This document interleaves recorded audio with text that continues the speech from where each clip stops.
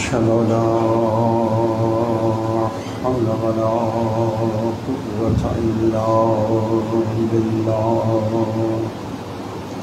العلي العظيم.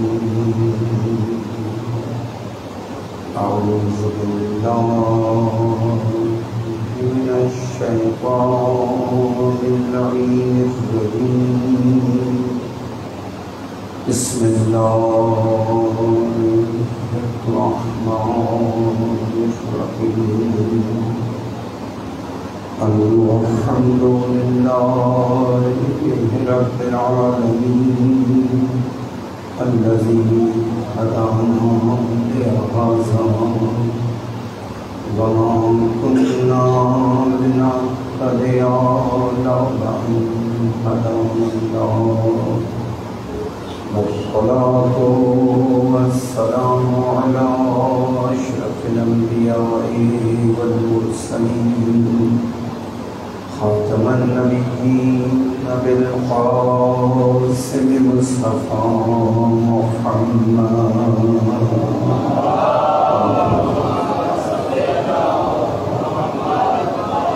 وأهل بيته الطيبين الطاهرين المعصومين الميامين المنتجبين. ولعنة الدائمة على أعدائهم أجمعين من الآن إلى قيام يوم الدين. وقد قال الله تبارك وتعالى في محكم كتابه المجيد وفرقانه الحميد. أعوذ بالله من الشيطان اللعين الرجيم. هو الذي أرسل رسوله بالهدى ودين الحق ليظهره على الدين كله ولو كره المشركون. اسألی حدود پاک علی محمد و آل محمد اجمعاً بآوازی بلند صلوات.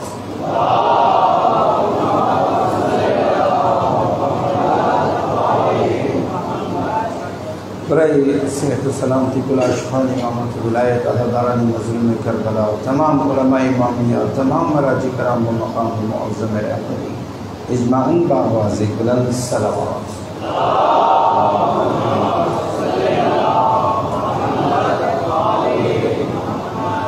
برای نیستی و نابودی دشمنان اسلام و دشمنان اہل بیت و تعجیل در ظہور حضرت امام زمان اجمعاً بآواز بلند صلوات.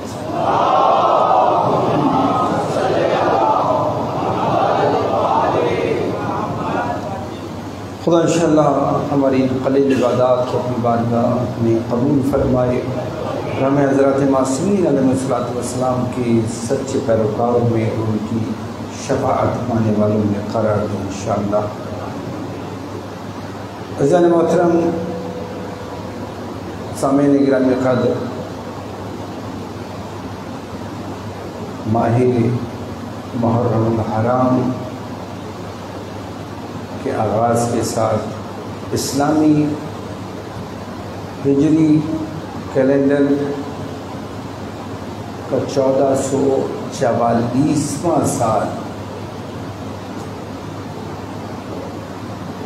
1444واں سال آغاز ہوا.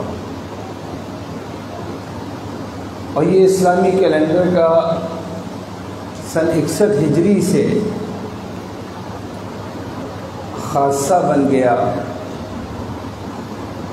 کہ جب بھی اسلامی سال کا آغاز ہوتا ہے تو پیغمبر اسلام کے نواسے کی مظلومانہ شہادت یاد آتی ہے.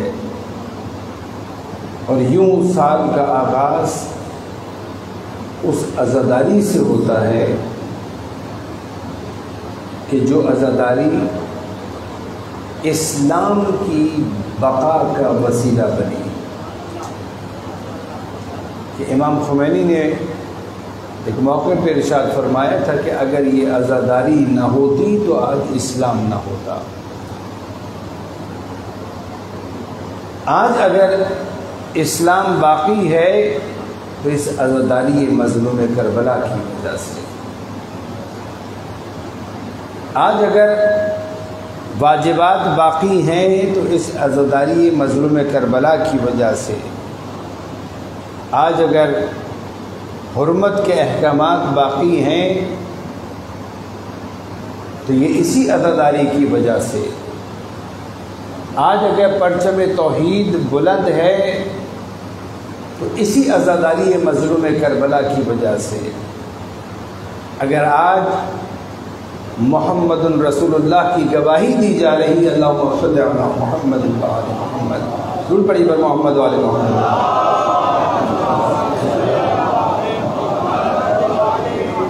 تو یہ رسالت کی گواہی بھی اسی عزاداری کی وجہ سے باقی ہے۔ اگر آج عدالت کا، انصاف کا، عدل و قسط کا تذکرہ ہے اور تقاضا ہے، اور ظلم سے بھری اس دنیا میں اگر عدل و انصاف کی امید باقی ہے تو وہ اسی عزاداری کی وجہ سے۔ یہ عزاداری مظلوم کربلا اگرچہ بڑی کوششیں کی گئیں اور آج بھی بھرپور طریقے سے کوششیں کی جا رہی ہیں کہ اسے ایک رسم بنا دیں، سالانہ ایک تہوار بنا دیں، 2.25 مہینے کا ایک تہوار ہے، ایک رسم ہے، سیزن آتا ہے چلا جاتا ہے، بات آئی بات ختم ہو گئی۔ جیسے کبھی شادی کے دن آئے تو نئے کپڑے پہنے اور شادی میں شریک ہوئے، اللہ گلا ہوا، اس کے بعد پھر وہ شادی کا سلسلہ ختم، پھر وہی اپنے روٹین پہ زندگی آ گئی، پھر کوئی اس کو یاد نہیں کرتا، آگے بڑھ جاتے ہیں۔ وہ چاہتے ہیں اسی طرح عزاداری مظلوم کربلا کو بھی ایک سالانہ تہوار کی صورت دے دیں، جیسے 14 اگست آئے گی تو 14 اگست کا ایک دن آتا ہے، وہ ایک دن منایا جاتا ہے، اس کے بعد ختم، پھر اگلے سال دیکھا جائے گا۔ عزاداری مظلوم کربلا کے لیے بھی کوششیں یہی کی گئی اور کی جا رہی ہیں کہ اس عزاداری کو بھی ایک رسم بنا دیا جائے۔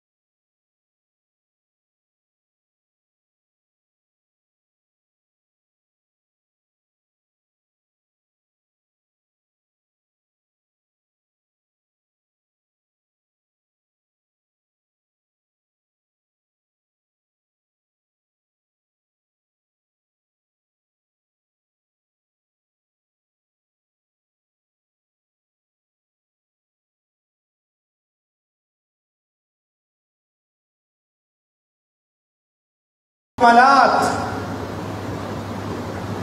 یہ سب کے سب جو اسلام کی تعلیمات میں اور اسلامی احکامات میں موجود ہیں، اور تقاضا کیا گیا کہ یہ انسان ان کمالات کو حاصل کرے، ان فضائل کو اپنے اندر پیدا کرے۔ اگر یہ عزاداری مظلوم کربلا نہ ہوتی تو یہ تمام کے تمام اسلامی تعلیمات اور یہ تقاضے کب کے ختم ہو گئے ہوتے۔ آپ سنتے ہیں مسائل کی منزلوں میں، اور بہت آگے جا کر آخری ایام میں، کہ جب مظلوم کربلا کی شہادت کی خبر شام میں پہنچی تو اس ملعون بدبخت نے، کہ جس پہ اللہ اور تمام اللہ کی جتنی بھی مخلوقات ہیں سب کی لعنتیں ابد تک کی، اسے برملا ایک ایسی بات کہی کہ جو میں سمجھتا ہوں کہ سمجھنے کے لیے کافی ہے کہ کیا پالیسی تھی اور کیا ذہنیت تھی۔ انشاءاللہ آنے والے وقت میں آپ کی خدمت میں عرض کروں گا۔ اس نے کہا کہ کوئی وحی نازل نہیں ہوئی، کوئی فرشتہ نہیں آیا، معاذ اللہ۔ کہنے لگا یہ بنی ہاشم کا ڈھونگ تھا، بنی ہاشم کا کھیل تھا، کوئی فرشتہ نہیں آیا، کوئی وحی نازل نہیں ہوئی۔ یعنی کیا؟ اتنے تھے 3 جملے، کوئی فرشتہ نہیں آیا، کوئی وحی نازل نہیں ہوئی، اور یہ بنی ہاشم کا کھیل تھا، ان کا ڈرامہ تھا آج کی زبان میں۔ 3 جملے، مگر ہوا کیا؟ اگر کوئی فرشتہ نہیں آیا، کوئی وحی نازل نہیں ہوئی، تو آج کے بعد سے کوئی واجب پھر واجب ہے ہی نہیں، کوئی حرام حرام ہے ہی نہیں۔ حرام تو اس لیے ہے نا کہ اللہ کی جانب سے حکم آیا ہے، وحی نازل ہوئی ہے کہ یہ حرام، شراب حرام، سود حرام، جوا حرام، زنا حرام، فلاں چیز حرام، فلاں چیز حرام، یہ دیکھنا حرام۔ توجہ فرمائی آپ نے؟ فلاں مہینوں میں جنگ لڑنا حرام، تو جتنا بھی حرام ہے اس لیے کہ اللہ کا حکم ہے، وحی نازل ہوئی ہے۔ وہ کہہ رہا کوئی وحی نازل ہوئی نہیں، یعنی کہ نہ یہ حرام، نہ وہ حرام، نہ فلاں حرام، کچھ حرام نہیں، وحی نازل نہیں ہوئی۔ تو نماز تم پہ واجب، روزہ تم پہ واجب، یا ایھا الذین آمنوا کتب علیکم الصیام، ختم۔ واقیموا الصلاۃ، ختم۔ وآتوا الزکوٰۃ، زکوٰۃ بھی ختم۔ توجہ فرمائی آپ نے؟ جہاد کے احکامات ختم، خمس ختم، امر بالمعروف ختم، نہی عن المنکر ختم، سب ختم۔ جب وحی نازل نہیں ہوئی، کوئی فرشتہ ہی نہیں آیا، کوئی جبرائیل ہی نہیں آیا، کچھ لے کر ہی نہیں آیا، خود آتا تو کچھ لے کر آتا، جب وہ آیا ہی نہیں، کچھ آیا ہی نہیں اوپر سے حکم، تو پھر کیسا حلال ہو کیسا حرام، سب ختم ہو گیا نا۔ وہ اپنے تئیں اس وقت سن 61 ہجری کے آغاز میں سب ختم کر چکا۔ کیا وہ سمجھ رہا تھا کہ حسین قتل ہو گئے، سلسلہ ختم ہو گیا سب، برملا 3 دن کھلی چھٹی دے دی، جو چاہے کرو، کوئی تم سے نہیں پوچھا جائے گا۔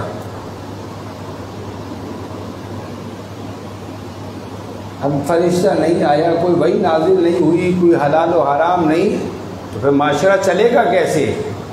ہاں، ہم بادشاہ، ملوکیت آ گئی تھی، بادشاہ سلامت بیٹھے ہوئے ہیں بے نام خلیفہ۔ پہلے تو کسی نے کسی حلال کو حرام قرار دے دیا تھا، تھوڑا کوئی اضافہ کر دیا، اس حد تک کی بات تھی۔ اب تو اس ملعون نے تو بات یہاں تک پہنچ گئی کہ وحی کا انکار کر دیا، فرشتے کا انکار کر دیا، اور سارا یہ کھیل کہہ دیا بنی ہاشم کا تھا۔ تو اس کے معنی کیا ہے؟ اب معاشرہ چلے گا ہمارے احکامات پہ، ہم کہیں گے یہ کرنا ہے تو کرنا ہے، ہم کہیں گے یہ نہیں کرنا تو نہیں کرنا۔ اگر بہت اور مختصر کر دوں اس منزل پہ، اس کے معنی یہ ہوئے یعنی اب کوئی قانون الہی کے نام پر کوئی قانون نہیں ہے، جو ہم کہیں گے وہ قانون ہے۔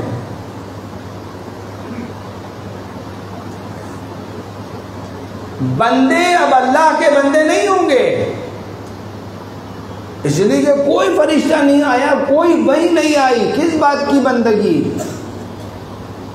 فاعبدوا، جب کوئی آیا ہی نہیں فرشتہ تو کیسا فاعبدوا؟ قرآن کا تو انکار ہو گیا نا، جب وحی نہیں آئی تو پورا قرآن کا انکار، قرآن کا انکار یعنی انسان کے لیے جو اللہ کی بندگی ہو، جو صراط مستقیم، جو قیامت کا عقیدہ، معاد کا عقیدہ، سب ختم۔ تو پھر اب کیا کرے گا؟ اب اللہ کا کہنا، کہ اللہ کا تو کہنا ہی نہیں ہے نا، کوئی وحی نہیں آئی، اللہ کا کوئی کہنا ہی نہیں ہے۔ جب اللہ کا کوئی کہنا ہی نہیں ہے تو پھر کس کا کہنا ہے؟ اب جو تخت پہ بیٹھا ہوا ہے اب اس کا کہنا ہے۔ اس کے معنی کیا ہوئے؟ اس کے معنی یہ ہوئے کہ اللہ کی بندگی نہیں، اب تمہیں ہماری بندگی کرنی ہے۔ توجہ کی آپ نے؟ ارادہ کیا ہے؟ ارادہ یہ ہے کہ اب اللہ کی نہیں، ہماری بندگی کرنی ہے۔ اور قربان جائیں مولا کائنات امیر المومنین حضرت علی ابن ابی طالب علیہ السلام،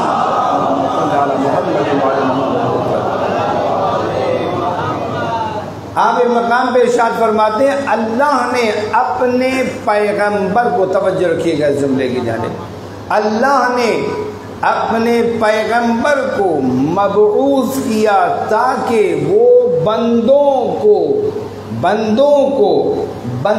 کی بندگی سے نکال کر اللہ کی بندگی میں لے آئے۔ پیغمبر مبعوث اس لیے ہوئے ہیں کہ آپ وہ بندے کہ جنہیں اللہ کی بندگی کرنی چاہیے، کچھ بندوں نے انہیں اپنی بندگی میں لے لیا ہے۔ پیغمبر ان بندوں کی بندگی سے اللہ کے بندوں کو نکال کر اللہ کی بندگی میں لے آئے، یعنی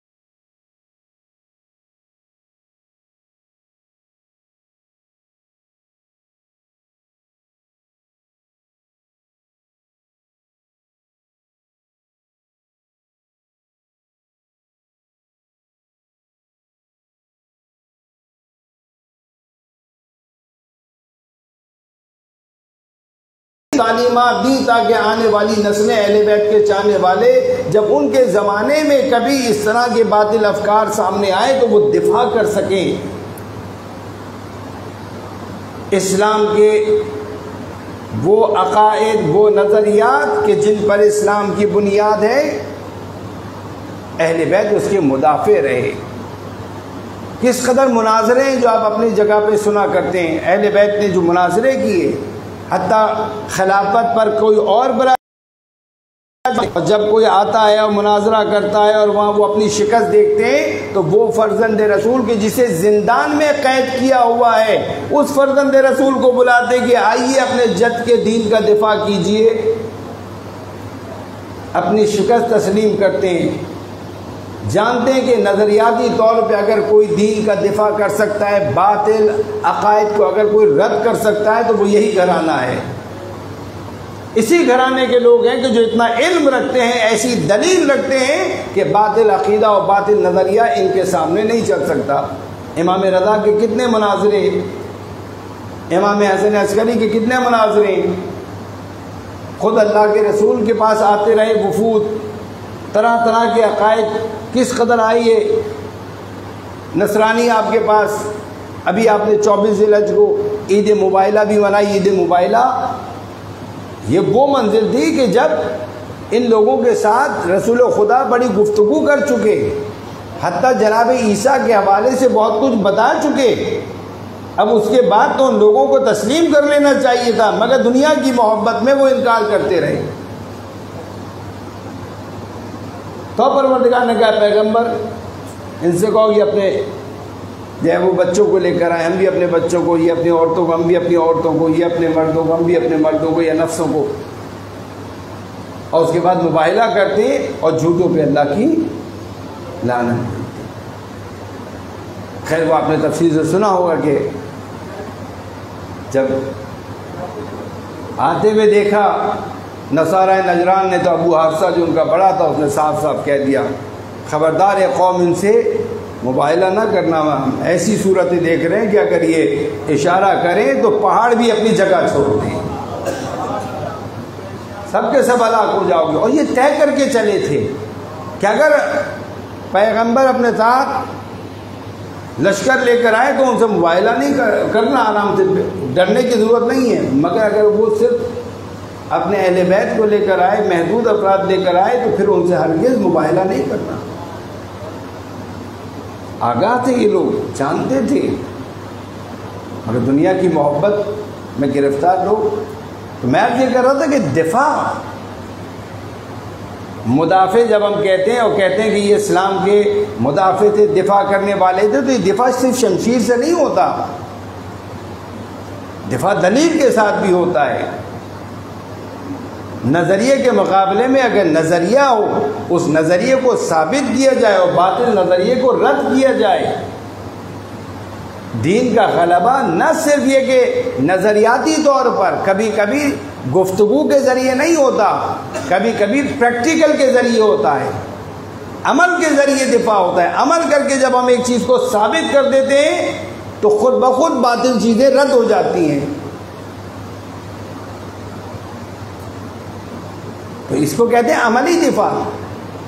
مدافعان، دفاع کرنے والے، حق کا دفاع کرنے والے، دین کا دفاع کرنے والے، تاریخ میں ایک کے بعد ایک اس گھرانے کے افراد آتے رہے، ائمہ خدا علیہ الصلوۃ والسلام اور ان کے چاہنے والے بہترین اصحاب و شاگرد، جنہوں نے ہر میدان و ہر محاذ پر اس دین کا دفاع کیا، اور دشمن اپنی سازشیں کرتا رہا۔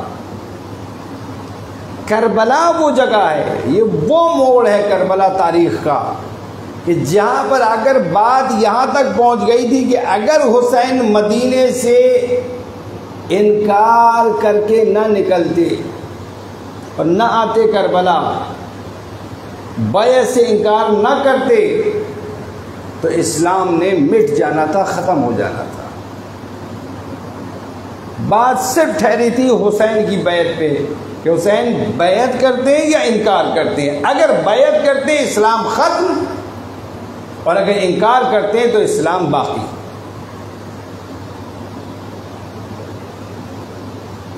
اور نبی کا نواسا سن 60 ہجری میں ایک ایسی سچویشن، ایسی صورتحال کا سامنا کرتا ہے کہ کوئی راستہ باقی نہیں رہتا سوائے اس کے کہ اب انکار کیا جائے اور اس کے بعد اس امر کے لیے آمادہ ہو جائیں جس کی جانب نانا اشارہ کر کے گئے تھے۔ تقریباً 10.5 سال 11 سال آپ کی امامت حاکم شام کے دور میں رہی، اور اس کے بعد 6 مہینے اس ملعون کے دور میں رہی کہ جس نے آپ کی شہادت کے لیے یہ تمام اسباب مہیا کیے۔ اور آپ کی وہ امامت کہ تمام 10 سال 11 سال وہ اس صلح میں رہے کہ جو امام حسن نے صلح کی تھی۔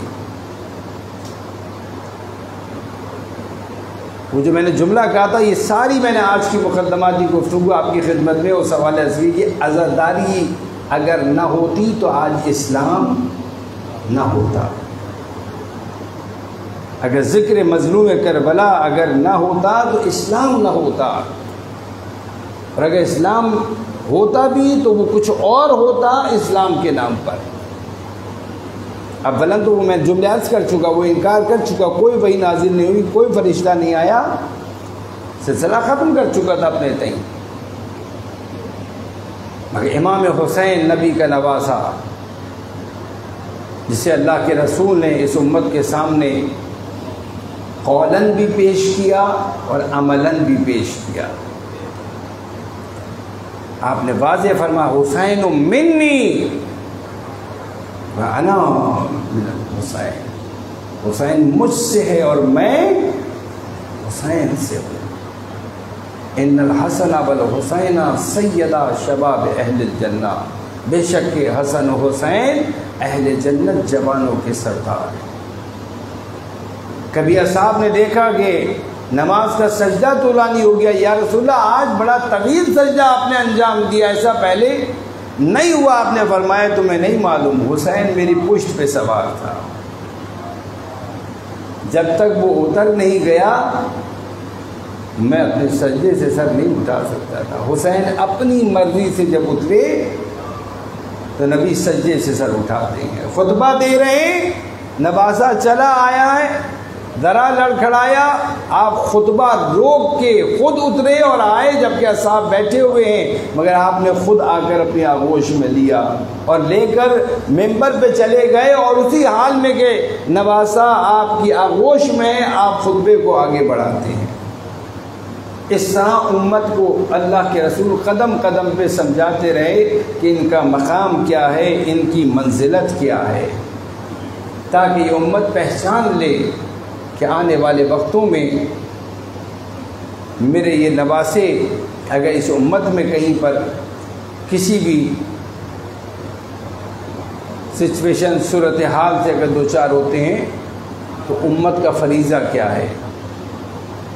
اور ہم نے دیکھا تاریخ میں جو دنیا کے اسیر ہوئے انہوں نے اہل بیت کو چھوڑ دیا۔ میرے جملے پہ توجہ کیجیے گا، بڑی سادگی تھی، آپ پہنچ جاتے ہیں 14 سال پہلے، جو دنیا کے اسیر ہوئے انہوں نے چھوڑ دیا، جو دنیا کے اسیر ہوئے انہوں نے اہل بیت کو چھوڑ دیا، جو دنیا کی محبت میں گرفتار نہیں ہوئے اہل بیت کے عاشق رہے، جانثار رہے۔ یہ 1400 سال پہلے کا فارمولہ نہیں ہے، یا یہ اس زمانے کے لیے نہیں ہے، یہ ہر زمانے کے لیے ہے۔ جس زمانے میں بھی لوگ دنیا کی محبت میں گرفتار ہوں گے اہل بیت رسول کو چھوڑ دیں گے، فاصلہ آ جائے گا، اخلاق میں فاصلہ، کردار میں فاصلہ، ثقافت میں فاصلہ، سیاست میں فاصلہ۔ نام تو لیں گے مگر فاصلہ آ جائے گا کہ دنیا کی محبت یاد رکھیں اہل بیت سے دور کر دیتی ہے، اور جو دنیا کے اسیر نہیں ہوں گے، دنیا پر اپنی گرفت رکھیں گے مگر اس کے اسیر نہیں ہوں گے، اور ان کی محبت اہل بیت سے ہوگی تو وہ اہل بیت کے فداکار و جانثار بنیں گے۔ ابھی بڑا اچھا ایک کلپ ویڈیو کا کسی نے شیئر کیا ہمسائے ملک میں فارسی میں تھا، کسی نے ایک روایت کو عملی شکل دی، چھٹے امام سے منسوب ہے، اور مجھے یاد ہے پچھلے سال میں نے آپ کی خدمت میں اسے ذکر کیا تھا اور آپ ویسے بھی سنتے رہے ہوں۔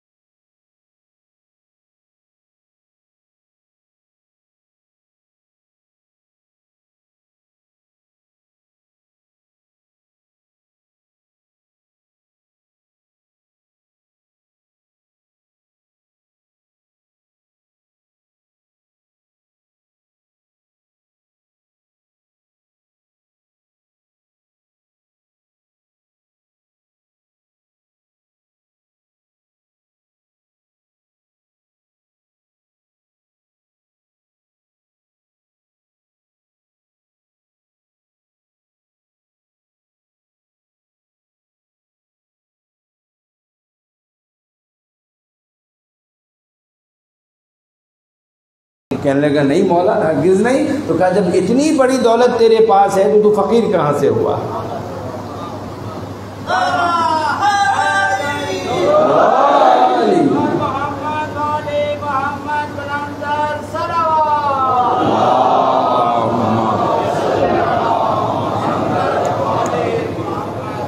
یہ دولت ہے عزیزو، یہ خدا کا لطف ہے کہ اس نے ہمیں محمد آل محمد سے متمسک گھرانوں میں پیدا کیا۔ الحمدللہ الذی جعلنا من المتمسکین بولایت علی ابن ابی طالب۔ ہر قسم کی تعریف اس پروردگار کی کہ جس نے ہمیں ولایت امیر المومنین سے متمسک افراد میں قرار دیا ہے۔ بڑا لطف ہے، اپنی اہمیت کو پہچانیے، اپنے آپ کو مادی ترازو میں نہ تولیے، میرے جیب میں کتنا ہے، میرا بینک بیلنس کتنا ہے، میرا گھر کرائے کا ہے، میرا فلاں، یہ آپ کا وزن نہیں ہے، یہ آپ کی قیمت نہیں ہے۔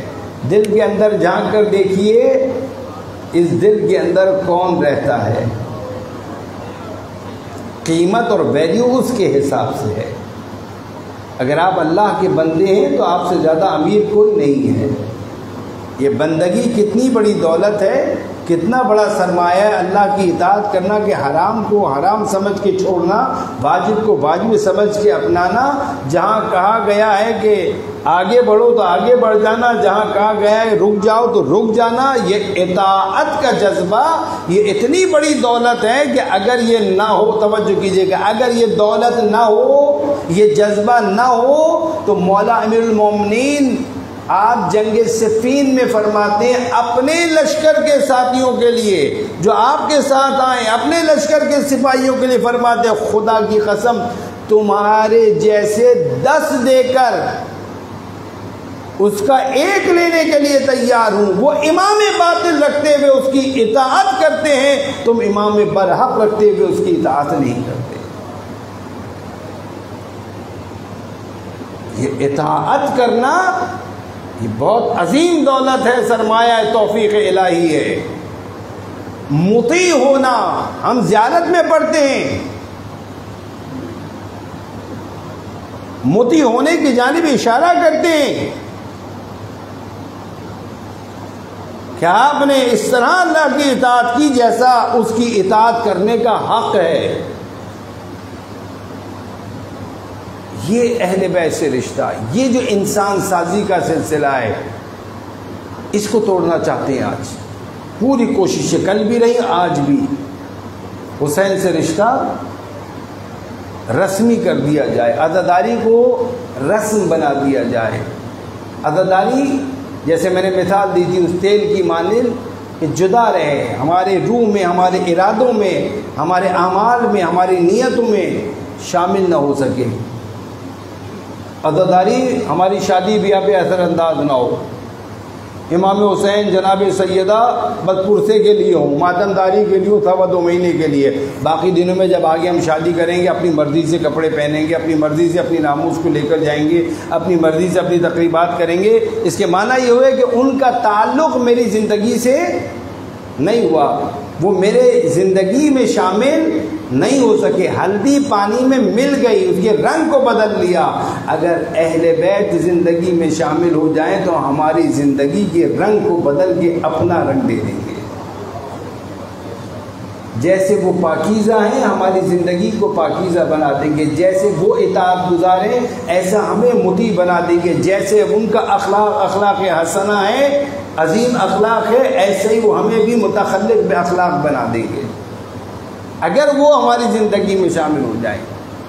اب یہ 2.25 مہینے کا آغاز ہو رہا ہے، یہ 2.25 مہینے کا آغاز اس لیے کہ ہم اپنے آپ کو خاندان عصمت و طہارت کے حوالے کرتے ہیں، ہم اپنے آپ کو اس گھرانے کے حوالے کرتے ہیں۔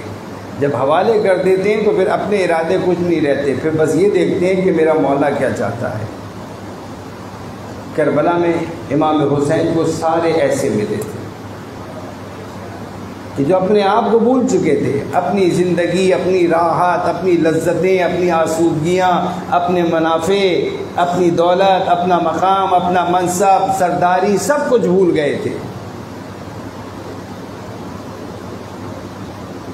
وہ جو کوفے میں شہید ہوئے وہ امام حسین کے ساتھ یہاں نہیں تھے، مگر وہ پہلے شہید ہو گئے، ہانی پہلے شہید ہو گئے، مسلم پہلے شہید ہو گئے، اگر حسین کے ساتھ تھے، حسین کے ساتھیوں میں۔ اگر ہدف وہی ہے، مقصد وہی ہے، اگر حسین ان کا امام ہے تو وہ حسین کے ساتھیوں میں شمار ہوں گے، تو پہلے بھی شہید ہو سکتے ہیں اور بعد میں بھی شہید ہو سکتے ہیں۔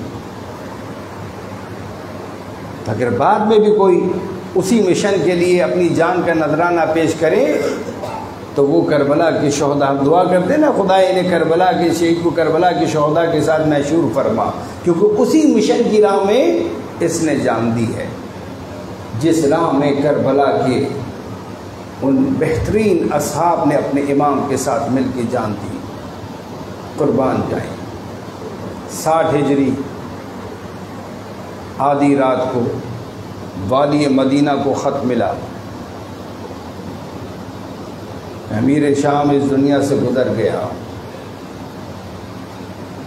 اب اس کے بیٹے کے لیے جو اب تخت پر بیٹھا ہے تمہیں حسین سے بیعت لینی ہے، حسین سے بیعت لو، اگر بیعت کریں تو ٹھیک، اگر نہ کریں تو ان کا سر کاٹ کر فوراً روانہ کر دو شام۔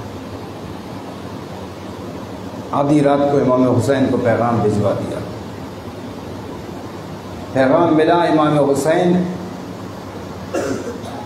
اس پیغام کو، اس خط کو بھی پڑھ ہی رہے ہیں کہ بلایا ہے، بہن آ گئی. بھیا کیا بات ہے، تو پریشان ہے؟ کہا آدھی رات کا وقت ہے، حاکم مدینہ نے بلایا ہے، ولید بن عتبہ بن ابو سفیان، ابو سفیان کا پوتا مدینے کا والی ہے، اور جو اب شام کا امیر بنا ہے اس کا چچا زاد بھائی ہے.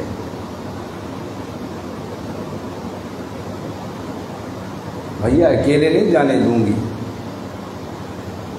کیونکہ یہ کوئی معمولی خاتون تو نہیں ہے، علی کی بڑی بیٹی ہیں، سیاسی بصیرت رکھتی ہیں، حالات سے واقف ہیں، باخبر ہیں. آدھی رات کو بلایا ہے. آواز دی، عباس. شہزادی آواز دیں اور عباس. اللہ اکبر. اتنی تیزی سے جناب عباس آتے تھے. بڑے واقعات نقلیں کبھی نقل کروں گا. 8 محرم انشاءاللہ وہ دن ہے. جی شہزادی، سر جھکائے ہوئے، نظریں جھکائے ہوئے. جی شہزادی. عباس دیکھو بھیا کو والی مدینہ نے بلایا ہے اس وقت شب میں، بنی ہاشم کے جوانوں کو ساتھ لو اور بھیا کے ساتھ جاؤ. جناب علی اکبر تو جناب قاسم اور بنی ہاشم کے جوان سب امام حسین کے ساتھ آدھی رات روانہ ہوئے. دروازے پر پہنچے دارالامارہ کے. ایک مرتبہ امام نے پلٹ کے سب کو روک دیا اور کہا یہی ٹھہرو، مجھے بلایا ہے، میں اندر جا رہا ہوں. ہاں اگر میری آواز بلند ہو تو پھر بلا دریغ چلے آنا. یہ سب باہر منتظر کھڑے ہیں کہ اگر مولا کی آواز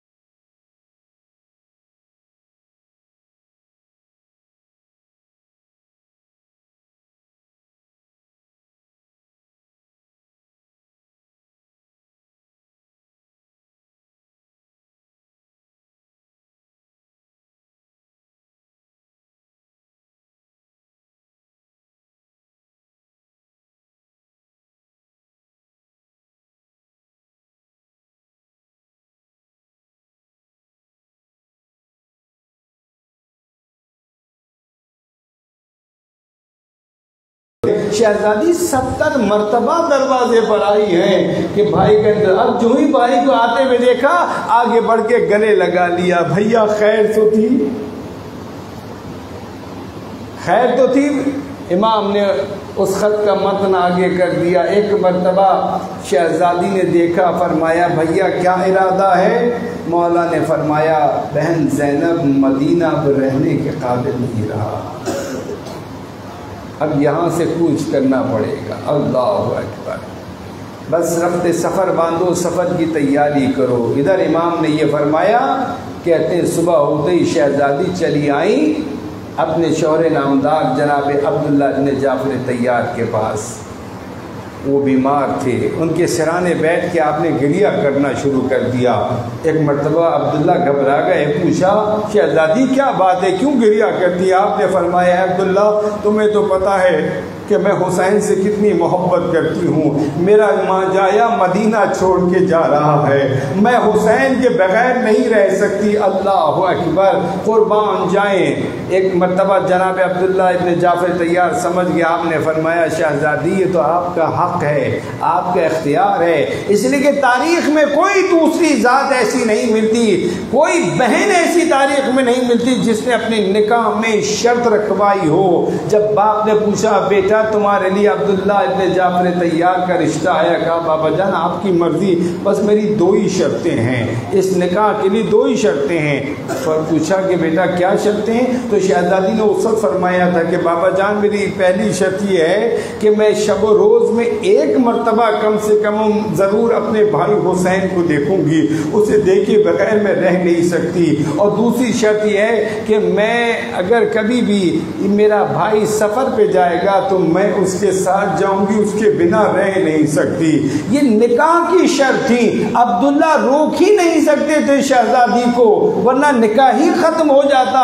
یہ نکاح مشروط تھا ان 2 شرطوں پر، شہزادی کو عبداللہ روک ہی نہیں سکتے تھے امام حسین کے ساتھ جانے پر، مگر شہزادی کمال ادب سکھا رہی ہیں، اگرچہ آپ کا حق ہے مگر پھر بھی اپنے شوہر نامدار کی شخصیت کو محفوظ رکھتے ہوئے، اس مقام کو محفوظ رکھتے ہوئے آپ پھر بھی آ کے ان سے اجازت دے رہی ہیں۔ وہ کہتے ہیں شہزادی آپ کا اختیار ہے۔ شہزادی اپنا سفر کے لیے اپنا جو سامان تیار کرنے لگتی ہیں۔ نقل کرتے ہیں اسی ضعیفی کی حالت میں، بیماری میں، ایک مرتبہ دیکھا عبداللہ چلے آ رہے ہیں، اپنے دونوں لال لے کر چلے آئے، دونوں بچے لا کر شہزادی کے حوالے کیا کہ فرمایا ہے شہزادی اگر کبھی نبی کے نواسے میں کوئی برا وقت پڑے تو ایک کو اپنی طرف سے قربان کر دیجیے گا، ایک کو میری طرف سے قربان کر دیجیے گا۔ اللہ اکبر، قربان جائیں۔ شاید عبداللہ کے ذہن میں وہ روایتیں موجود تھیں، نبی کے وہ فرامین موجود تھے کہ حسین ایک مرتبہ اس طرح بھوکے پیاسے ذبح کیے جائیں گے، وہ وقت قریب آ رہا تھا۔ ادھر سفر کی تیاری ہوئی، ادھر حسین شب کے پہر میں اپنے نانا کی قبر پہ پہنچ گئے الوداع کرنے کے لیے۔ کہتے ہیں چمٹ کی قبر سے خوب روئے، گریہ کیا، کہنے لگے نانا رہنے کے قابل نہیں رہا مدینہ، یہاں تک کہا کہ نانا مجھے اپنے پاس بلا لیجئے۔ اللہ اکبر، خواب میں نانا کو دیکھا کہ نانا کہنے حسین اگر تم نہیں جاؤ گے عراق کی جانب تو پھر دین کیسے بچے گا؟ الغرض امام حسین وہاں سے اٹھے چلے آئے اپنی ماں کی قبر پر جنت البقیع میں۔ اللہ اکبر، ارے جس طرح بچہ اپنی ماں سے چمٹ کے روتا ہے ایسے حسین جناب سیدہ کی قبر سے لپٹ کے گریہ فرما رہے تھے۔ اسی گریہ کے ساتھ جناب سیدہ کی قبر سے امام حسین نے نہ جانے کی ضد کے ساتھ الوداع کیا۔ توجہ رکھیے گا، وطن کو چھوڑنے کا ارادہ کر لیا، نانا کی قبر کے مجاور تھے الوداع کر لیا، ماں کی قبر کے مجاور تھے الوداع کر لیا۔ کتنی محبتیں حسین قربان کر رہے ہیں، مدینہ چھوڑ رہے ہیں، محلہ چھوڑ رہے ہیں، گھر بار سب چھوڑ رہے ہیں، اور اس کے بعد لوگ روک رہے ہیں، راستے دکھا رہے ہیں، حسین ادھر چلے جائیے، حسین ادھر چلے جائیے، یمن چلے جائیے، مگر امام حسین فرماتے ہیں مجھے خوب پتہ ہے، میں خوب واقف ہوں کہ مجھے کہاں جانا ہے۔ اچھا آپ جا رہے ہیں، یہ وہ دن ہے کہ جب کوئی خود بھی سفر نہیں کرتا صحرا میں، ایسے گرم دن تھے یہ، مگر امام فرماتے ہیں کہ مجھے پتہ پتہ ہے جب سلمہ نے کہا کہ اماں مجھے پتہ ہے کسے ساتھ لے کر جانا ہے کسے نہیں لے کر جانا، یعنی پتہ چلتا یہ حادثاتی سفر نہیں تھا، امام حسین جانتے تھے کسے ساتھ لے کر جانا ہے اور کسے نہیں لے کر جانا، کسے چھوڑ کے جانا ہے، ذمہ داریاں دے کر جانا ہے۔ قربان جائیں امام حسین کی حکمتوں کے قافلہ آمادہ ہوا اور چلا 28 رجب کو مدینے سے، 28 رجب کو مدینے سے چلا، مکے پہنچا شعبان کی ابتدائی تاریخوں میں، اور پھر اس کے بعد ذی الحج کا مہینہ آ گیا۔ جب لوگ حج کے لیے چلے آ رہے ہیں، احرام بن چکے ہیں، ایک مرتبہ امام حسین اپنے حج کے احرام کو بدلتے ہیں عمرے کے احرام میں اور مکہ چھوڑ رہے ہیں۔ 8 ذی الحج امام حسین چھوڑ رہے ہیں، لوگ مکے کی طرف آ رہے ہیں۔ اللہ اکبر! کیوں حسین مکہ کیوں چھوڑ رہے ہیں؟ اس لیے کہ امام باخبر